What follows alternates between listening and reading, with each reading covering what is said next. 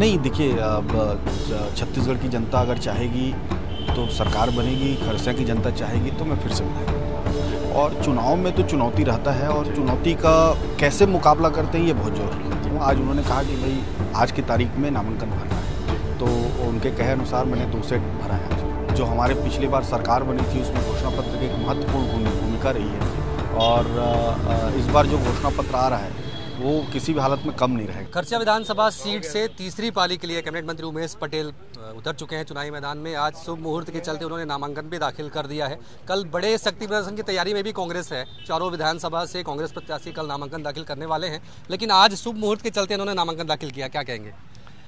देखिए, मैं अपने माँ के कहने के हिसाब से नामांकन भरता हूँ। पिछले 3 बार से उन्होंने जिस समय मुझे कहा उस समय भरा हूँ। आज उन्होंने कहा कि भाई आज की तारीख में नामांकन भरना है जी। तो उनके कहे अनुसार मैंने 2 सेट भरा है। आज बड़ा उत्साह है कांग्रेस में। 2 दिन पहले जो सीएम साहब ने मास्टर स्ट्रोक किया है कर्ज माफ़ी को लेकर, कितना फ़ायदा मिलने वाला है इसका कांग्रेस को?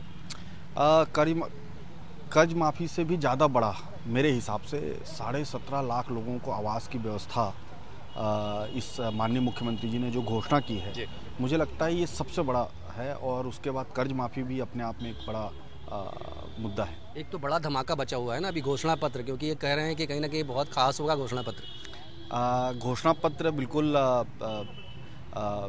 जो हमारे पिछली बार सरकार बनी थी उसमें घोषणा पत्र की एक महत्वपूर्ण भूमिका रही है और इस बार जो घोषणा पत्र आ रहा है वो किसी भी हालत में कम नहीं रहेगा। ये कह रहे हैं कि किसान ही नहीं बल्कि इस बार तो आम लोगों के लिए भी ध्यान रखा जा रहा है, महिलाओं के लिए भी कुछ विशेष रहेगा।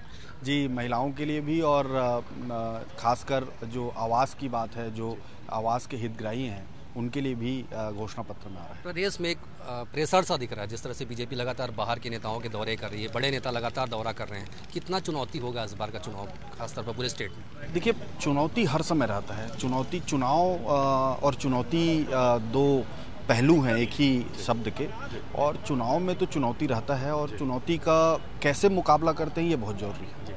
कांग्रेस ने इसलिए पूरी रणनीति तैयार कर ली है जिस तरह से लग रहा है, क्या लगता है? कांग्रेस के साथ जो पिछले 5 साल का किया हुआ कार्य है जी।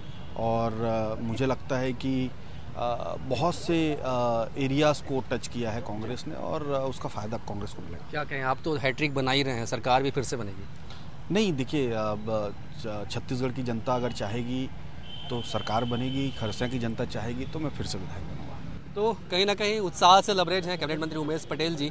जनता का उत्साह, जनता का समर्थन उन्हें मिल रहा है, ये दावा कर रहे हैं। जनता उन्हें चाहेगी तो एक बार फिर से चुनकर आएगी। उनका कहना है कि जो विकास कार्य उन्होंने किया है इसके बलबूते सरकार भी जनता के बीच जा रही है और फिर से सरकार बनाने का दावा वो कर रहे हैं। कैमरामैन जितेंद्र सोनी के साथ अविनाश पाठक, IVS 24 रायगढ़।